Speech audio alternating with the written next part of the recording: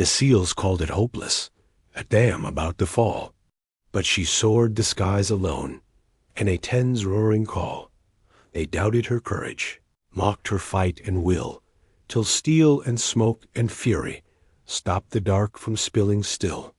If you love stories of courage, grit, and unexpected heroes, make sure to like this video, share it with your friends, and hit that subscribe button.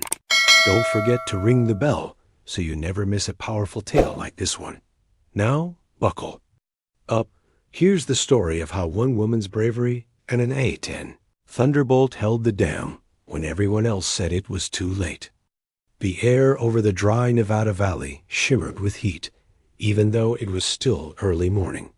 Beyond the hills, a dam held back a lake that glistened like molten silver under the rising sun. In the nearby town of Clearwater, life moved slowly. People knew each other's names. They waved from their trucks. They bought eggs from the same farm. The kind of place where news traveled faster than the mail. On the outskirts of town, the Clearwater Air Base hummed with activity. Rows of hangars sat along the runway like giant metal teeth, and on the far end, parked in the shade of one open bay, sat an A-10 Thunderbolt II, a stubby, ugly plane by most people's standards, but every pilot who knew her loved her for one reason. She could take a beating and keep on flying. Captain Sarah Kane stood next to the aircraft, her brown flight suit zipped to the collar, her short dark hair pulled back in a neat braid. She looked at home here, confident, calm, but you wouldn't have known it from the way a group of men across the hangar were watching her. "You hear they're putting Kane on the dam exercise?" One of them said, loud enough for her to hear. "Must be a shortage of real pilots," the others chuckled. Sarah ignored them.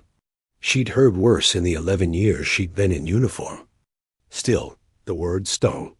The man speaking was Chief Petty Officer Mike Harper, a decorated Navy SEAL, tall, broad-shouldered, and popular among the crews. His voice carried weight here, and he knew it. Harper had been assigned to coordinate with Air Force assets for the dam defense drill that week. It was supposed to be routine training. No real threat, but Harper had been making it clear to anyone who'd listen that he didn't think Sarah belonged in the cockpit. "Pretty face, easy job," he'd said more than once. He never said it to her directly. He just made sure. She overheard. Sarah kept her focus on the A-10. She was used to being underestimated. She'd been told she wasn't strong enough to fly fighters. She'd been told she'd never make it past her first tour. But every time, she'd proved them wrong. Lieutenant Colonel Bradson, the base commander, walked into the hangar, holding a clipboard. He was an older man, in his late 50s, with steel gray hair and a voice like gravel. "Kane," he said, briefing in 10. "Harper, you're in there too. Let's move." Inside the briefing room, a large map of Clearwater Lake and the surrounding terrain covered one wall. The dam, built in the 1950s, was a lifeline for the entire valley. Without it, the lake would drain into the river gorge, leaving the town. Without water and flooding farmland for miles downstream. Bradson tapped a marker on the map. "Here's the scenario. Enemy saboteurs have taken control of the dam's control house. They've planted explosives. Your job," he pointed at Harper, "is to lead the SEAL team in clearing the structure. Kane, you'll provide air support." Harper's lip twitched. "Sir, with respect, air support for a dam op? Sounds like overkill. And an A-10 isn't exactly precision work." Bradson fixed him with a glare. "This isn't a request, Chief. The A-10's staying on station, and Captain Kane's flying it." Sarah sat straighter. She didn't need Bradson's defense, but she appreciated it. The briefing wrapped up, and as the room cleared, Harper paused by her chair. He leaned down just enough for only her to hear. "Hope you're better with that plane than you are at keeping up with the real fight." She looked him dead in the eye. "Hope you're better with your team than you are at running your mouth." For a second, They just stared at each other. Then he walked out. 2 days later, the exercise began. The SEALs moved in on the dam by boat, black rubber craft slicing through the water. Sarah took off in the A-10, her engines thundering over the valley. The lake spread beneath her, peaceful and bright, but she knew this was just a drill. No real danger, or so she thought. Halfway into the exercise, a call came through her headset. It was Bradson, his voice tight. "Kane, we've got an actual situation. This is no drill." "Repeat, this is not a drill." Sarah's grip tightened. "On the stick? Say again?"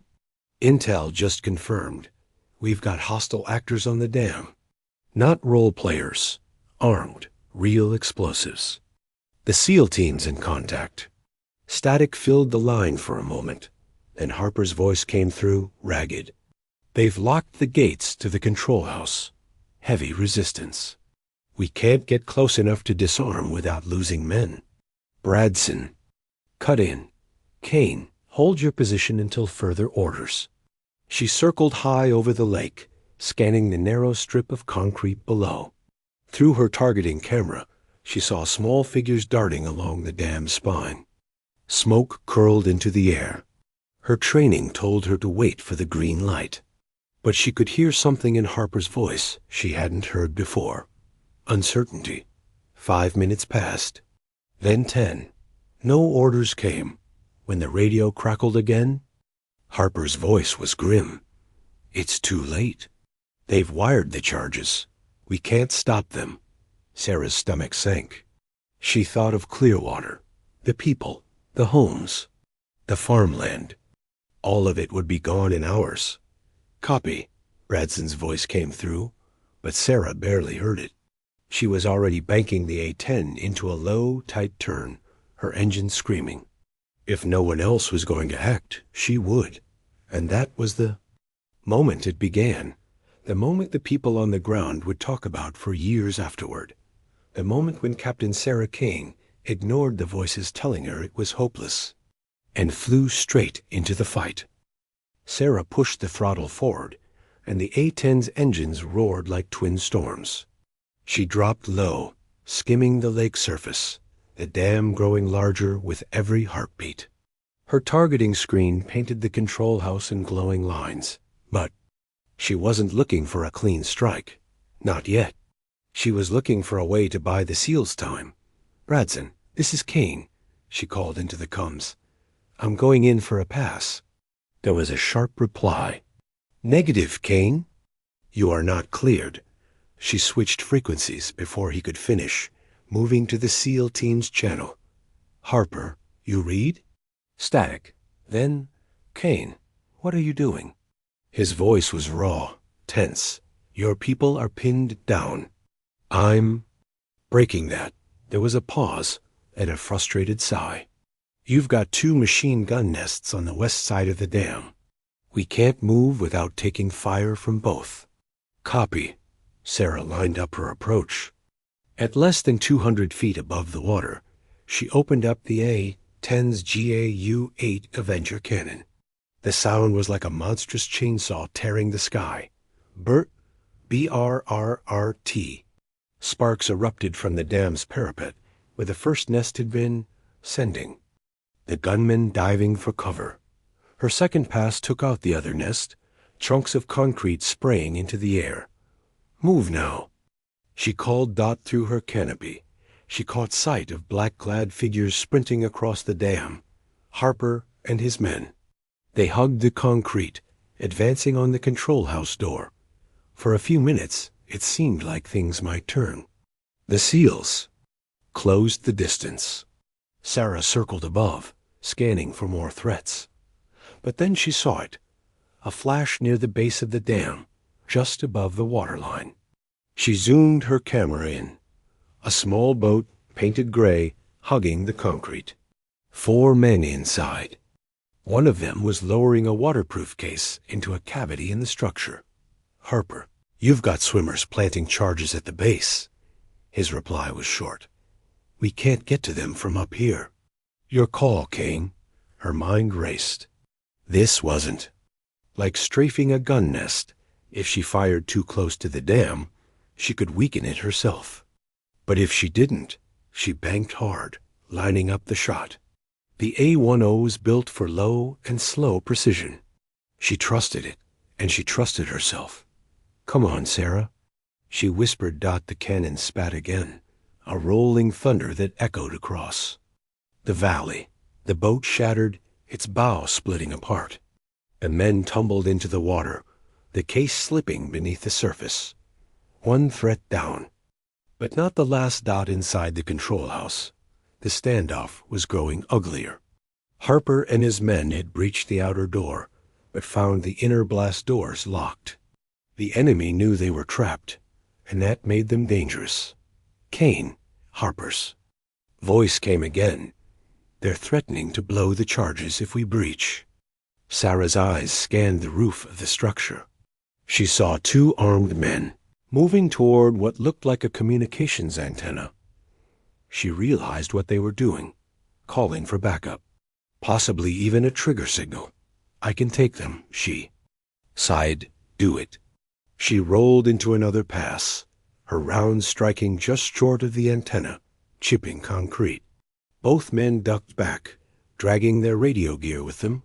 The SEALs used the distraction to move closer, but every step cost them time, and time was the one thing they didn't have. Sarah kept cycling between watching the dam and scanning the surrounding hills. That was when she noticed something chilling. 3 black SUVs tearing down the dirt road toward the dam's far end. Dust boiled up behind them. She radioed Harper. "Incoming ground vehicles. East approach. At least 9 armed." There was pause. Then Harper said something she never thought she'd hear from him. "We're not going to hold them without you." The words were grudging, reluctant, but real. Sarah smiled faintly. "Copy that. Let's keep the lights on in Clearwater." She dropped into the canyon beyond the dam, coming up on the road like a silent predator. The trucks were only seconds from reaching the gate when she made her pass. Her cannon fire shredded the lead SUV's engine block, sending it skidding sideways into the second. The third swerved, nearly toppling into the ditch. The road was blocked. The reinforcements would have to come on foot. That gave the SEALs a little more time, but in Sarah's gut, a knot was forming. This was no random attack. Someone had planned this, and they'd known exactly how to overwhelm both the ground and air defenses. As she climbed back into her holding pattern, she realized whatever was driving this wasn't over yet. Down on the dam, Harper was finally starting to sound different, less sure of himself, but more willing to listen. And for the first time that morning, Sarah felt like they might actually have a chance. The roar of Sarah's engines echoed off the canyon walls as she swung back into her holding pattern. Below, the dam stretched like a gray scar across the shimmering lake, but now she saw it with a new kind of focus. Every shadow, every movement on that span could be the difference between life and death for Clearwater. "Kane," Harper's voice crackled in her headset. "We've breached the inner door, found the main detonator. These guys weren't bluffing. This thing's wired to blow from multiple points. We can't disarm without schematics." Sarah scanned the topography on her HUD. "Copy. Where would those schematics be kept?" "Maintenance office, north side of the dam, but it's outside our secure perimeter, and we're still under small arms fire." She thought for a second. "Send me coordinates. I'll cover you." "Negative," Harper said. "We can't spare the bodies to run for it." He hesitated, then added, "Unless." Sarah knew what he was about to say before the words came. You could land it. Her heart thudded once hard. The A-10 could land on short strips, even rough dirt, but putting it down anywhere near the dam meant being in rifle range, surrounded by unknown hostiles with no quick way out. But then she pictured Clearwater again, the feed store, with the peeling paint, the old church with the white steeple, The little diner where she grabbed coffee before dawn flights. All of it underwater, gone. "I'll do it," she said. Harper's voice was quiet now. "Kane, that's a hell of a risk." "I'm not here to be safe, Chief. I'm here to finish the job." She banked north, spotting a flat strip of gravel near the maintenance sheds. Her landing approach was tight, no room for error. A-10's wheels screeched against the uneven surface, picking up dust and loose stone. She powered down quickly, popped the canopy, and slid to the ground. Pistol already in hand, the air was thick with the smell of oil and heat. She could hear gunfire echoing off the dam's concrete face, distant but steady. "On the ground," she reported. Moving to the office.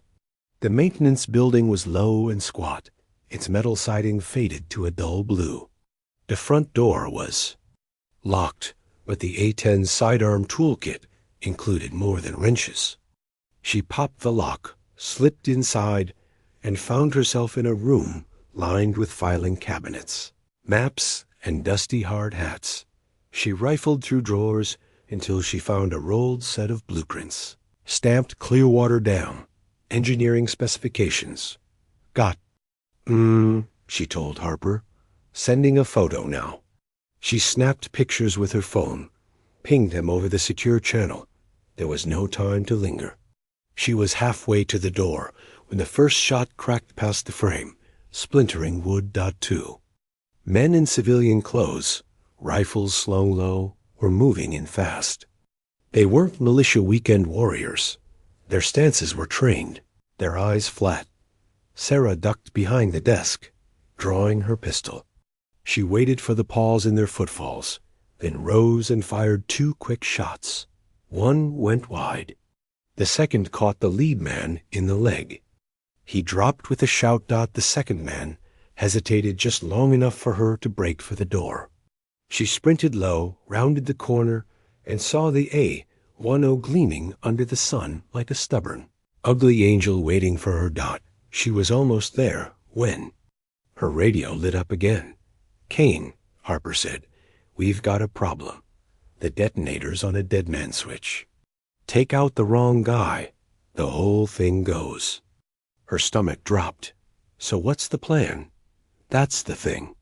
We might have to let them think they're winning, at least until we get full control." Sarah slid back into the cockpit, her breath coming fast. "Then let's make them believe it, but on our terms." She taxied the A-10 toward the far edge of the strip, ready for takeoff. Dust rose behind her like a warning flag. From above, she'd be able to give them cover again. But now she knew the truth. This wasn't about brute force anymore. It was about timing, precision, and making sure the wrong move didn't turn the whole valley into a grave dot. And as she lifted off, Harper's voice came through one more time, quieter now, stripped of arrogance. "Kane, whatever happens next, I'm glad you're here." It wasn't respect yet, but it was close enough to keep her fighting. Sarah climbed, banking east so the morning sun glared off her canopy toward the dam.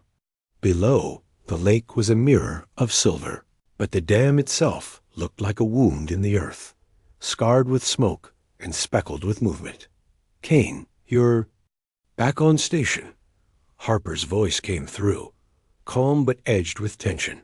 "We've confirmed the dead man switch. The leader, tall, black jacket, scar under the left eye. He's holding it. If we take him out, it's over for all of us." Sarah scanned the dam with her targeting pod. She spotted him near the central control house, moving between cover with calculated ease.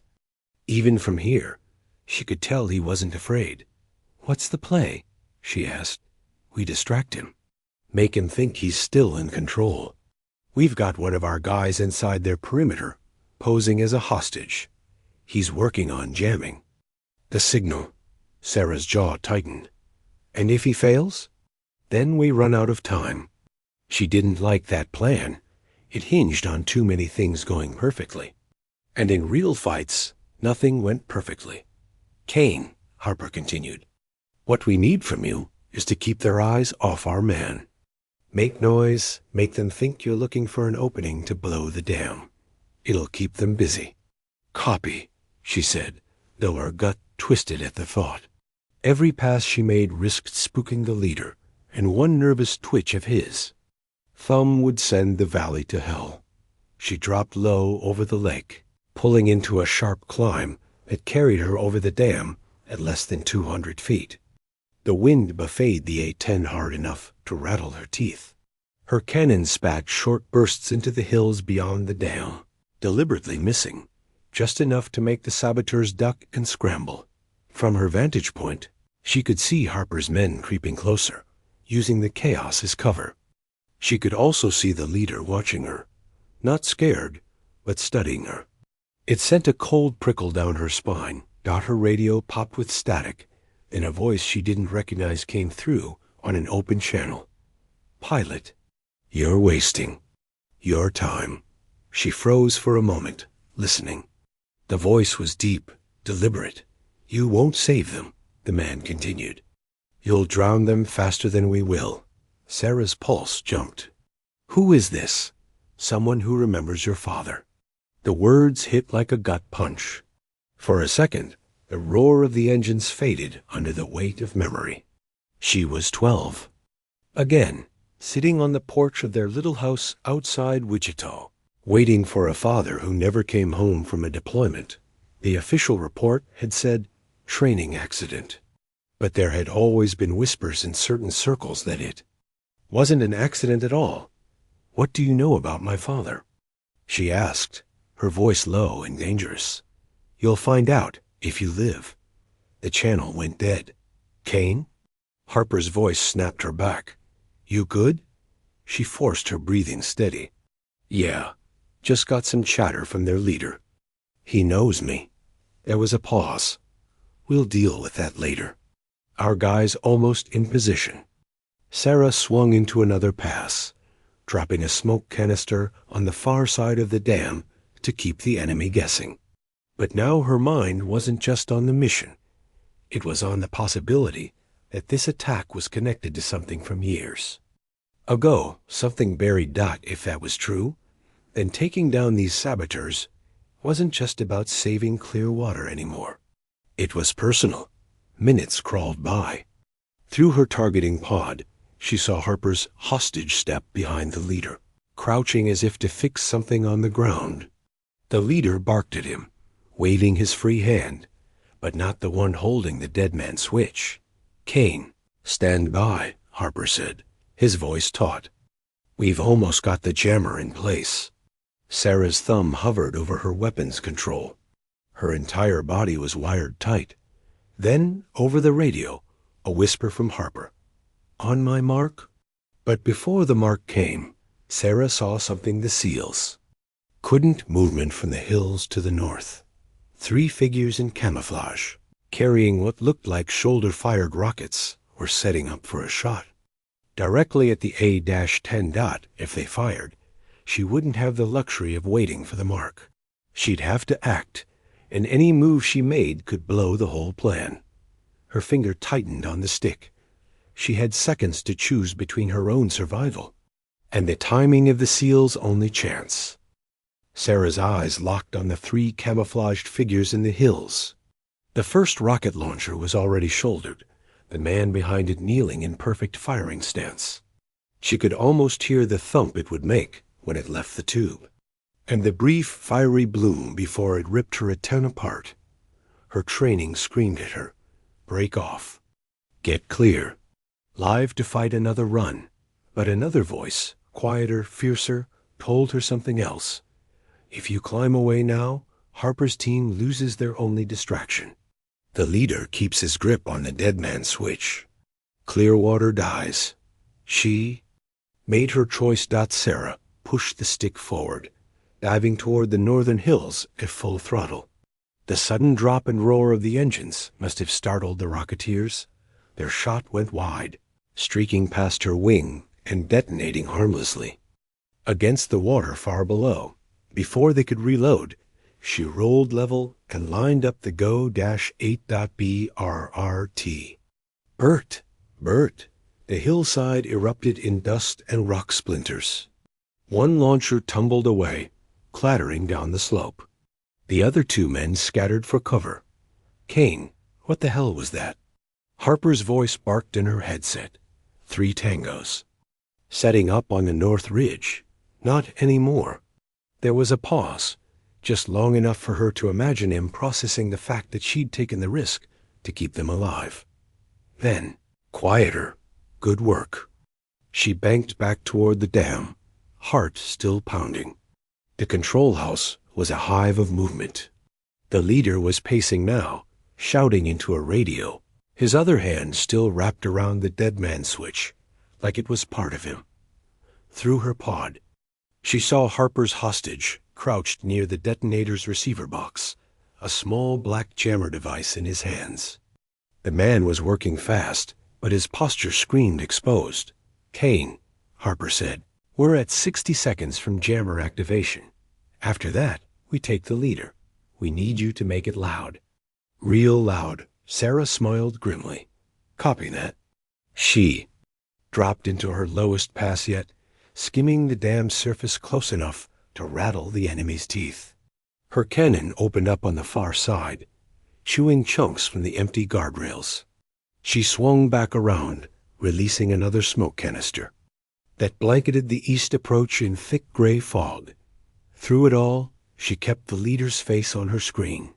He was unsettled now, not panicked, but unsure which threat to deal with first. Exactly what Harper needed. Jammer is live, Harper said, the relief in his voice obvious. Where go? Sarah circled high, giving them space. From above, she saw Harper's team surge forward, moving like a single shadow across the dam. They closed on the leader in seconds. He turned, too late, as Harper himself tackled him from the side. The dead man's switch clattered to the concrete and rolled. One of the SEALs scooped it up, giving a sharp clear. Over the COMS. Sarah let out a breath she hadn't realized she was holding, but the fight wasn't over. Even as the leader went down, the remaining saboteurs began firing wildly, some toward the SEALs, others toward her A-10 as it banked overhead. She rolled into another dive, her rounds walking a neat line just feet from the dam, close enough to make the attackers scatter without risking damage to the structure. Within minutes, it was over. The remaining men dropped their weapons or dove into the lake in desperate escape. Control house secure. Harper's voice finally came, this time with no edge at all, only gratitude. Charges disarmed, dam safe. Sarah eased it. A-10 into a slow climb, the sky widening around her.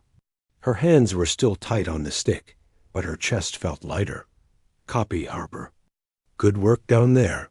There was a pause. Then he said, almost grudgingly, You too, Captain. Yes, I was wrong about you. She smirked to herself. Guess so. As she headed back toward base, her mind circled back to the voice on the open channel, the man who'd mentioned her father. She didn't believe in coincidences, not in operations like this.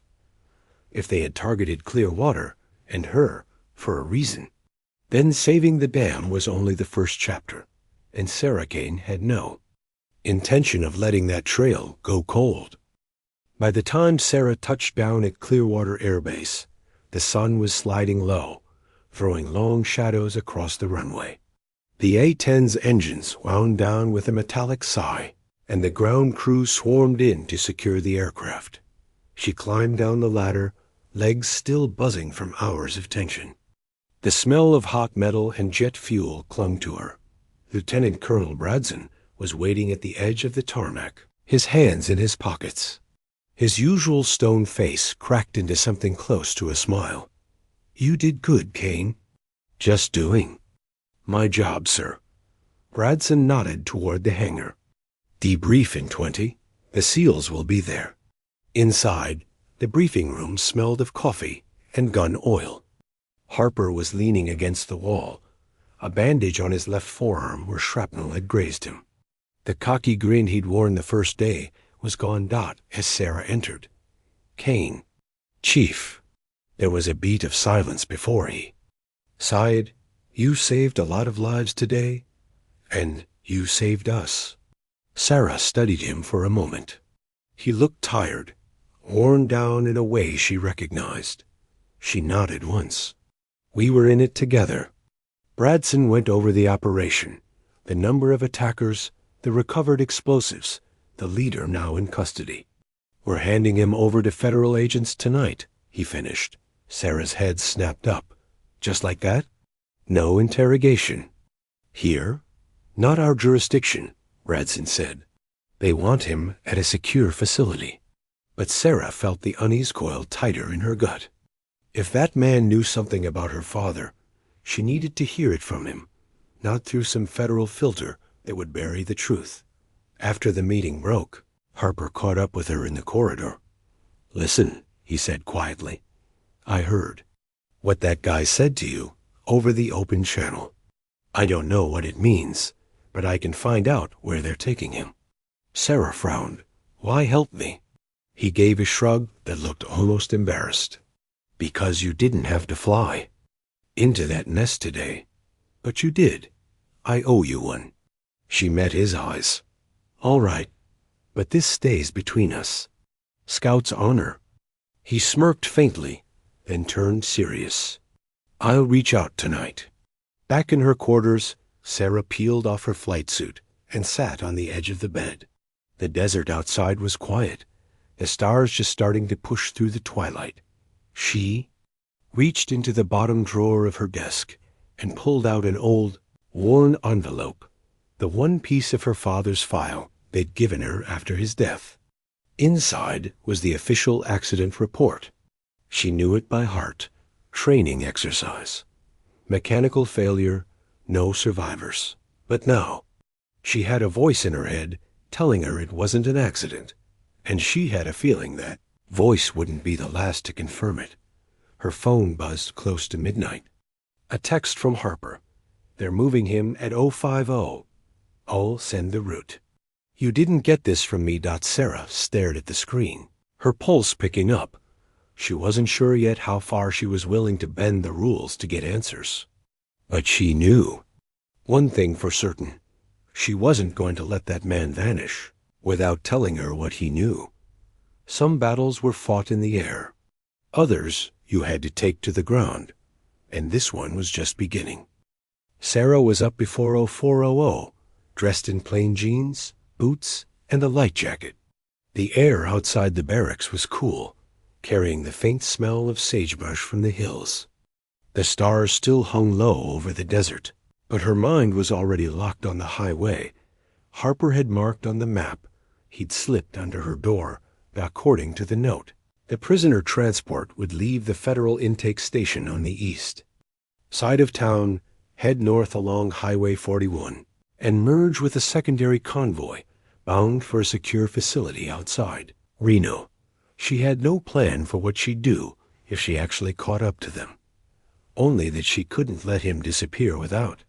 Hearing what he knew. At 0445, Sarah sat in her old pickup truck a mile down from the intake station.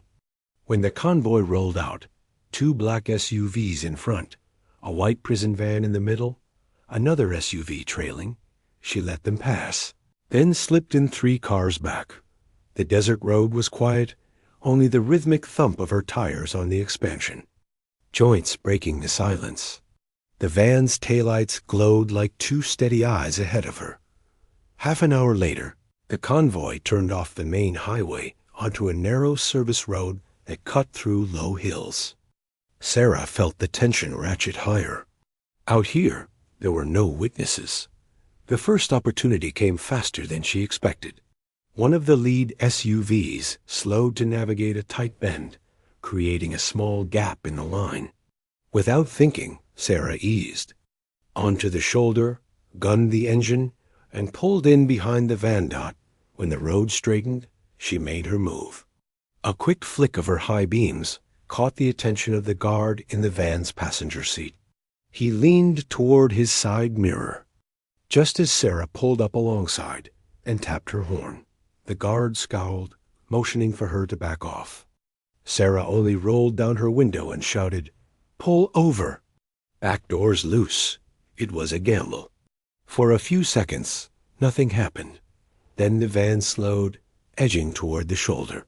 The trailing SUV honked sharply, but the van kept rolling. To a stop, Sarah jumped out before they could change their minds. She walked briskly toward the side door, keeping her hands visible. Saw something swinging on the back, she said to the guard. The man started to answer, but from inside the van, a voice cut through. "Let her in." Sarah froze. She recognized that voice instantly. Deep, deliberate, the same one from the open channel. The leader. The guard hesitated, then slid the door open. Inside, the prisoner sat chained at the wrists and ankles, his scar catching the dim morning light. His eyes locked on hers, sharp and calculating.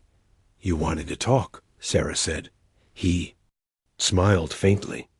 "You're just like him, always needing to see the truth with your own eyes." "My father?" The man nodded. "He didn't die in an accident." He was silenced. "By the same people who built that dam you just saved." Sarah's pulse thudded in her ears. "Why?" "Because he found out what they were hiding in the infrastructure contracts. Offshore accounts. Weapons routed through civilian projects. The Clearwater Dam was one of them." She stepped closer. "And you attacked it because to burn their cover. You saved it, which means they'll come for you next." He leaned forward, chains clinking. "You're already on their list, Captain Kane." Before she could press him for more, the trailing SUV screeched up, doors flying open.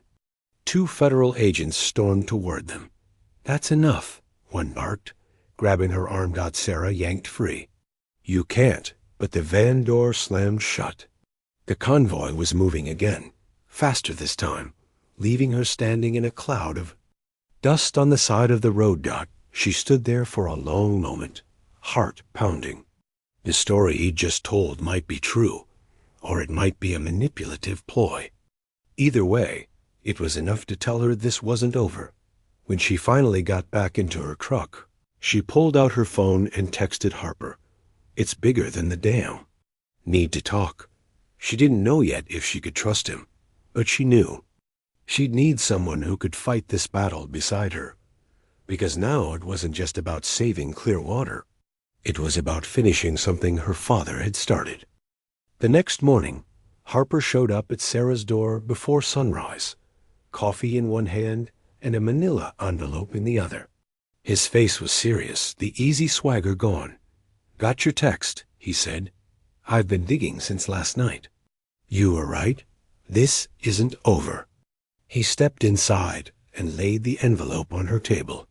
Inside were photocopies of contracts, bank transfers, and a set of black and white photos from the early 2000s. In 2 of them, Sarah's father stood beside the very same man now locked in. Federal custody, back when both were younger, in uniform. Your dad and Scarface were in the same covert logistics unit, Harper explained. They oversaw supply routes for overseas operations. Somewhere along the way, they stumbled on a scheme to smuggle weapons using civilian infrastructure projects. He tapped one page, like Clearwater Dam. Sarah's stomach turned. The same project he was inspecting when he died. Not a coincidence, Harper said. They spent the next hours tracing the paper trail. Every lead pointed toward a single name, Howworth Development, the private contractor that had handled the dam's original design and still held the maintenance contract. On paper, it was legitimate. But Harper's sources in D.C. whispered that Howworth was just a front for a small network of defense contractors with friends in the right places. "If Scarface is telling the truth," Harper said, "you didn't just save a dam. You saved a shell company's biggest cover. And if they know I'm onto them," Sarah said quietly, "they'll try to shut me up like they did my father." By noon, they had a plan.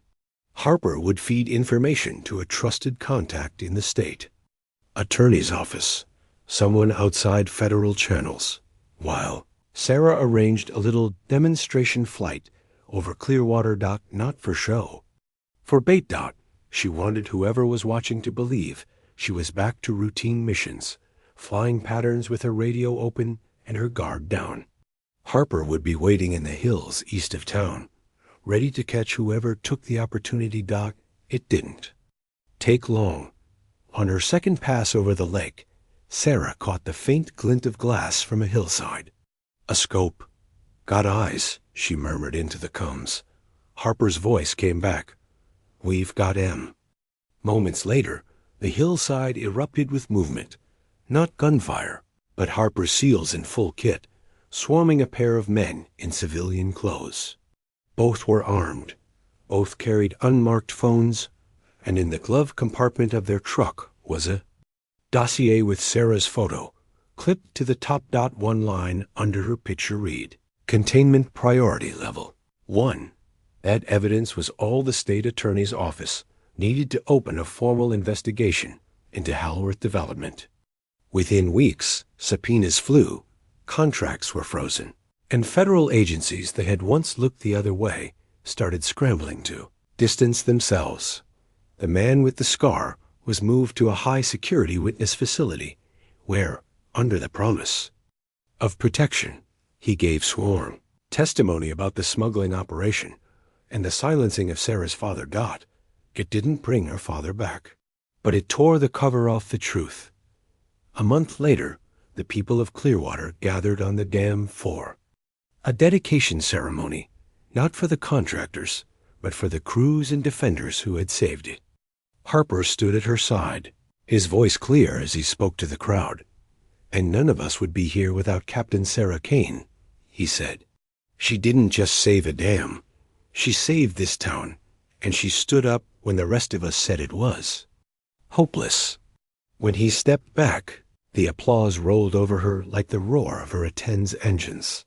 Afterward, Harper handed her a small, folded American flag. From your father's last unit, he said. They wanted you to have it, said you earned it. Sarah held it for a long moment, the weight of it more than just fabric. She looked out over the water, the dam solid and silent beneath her feet.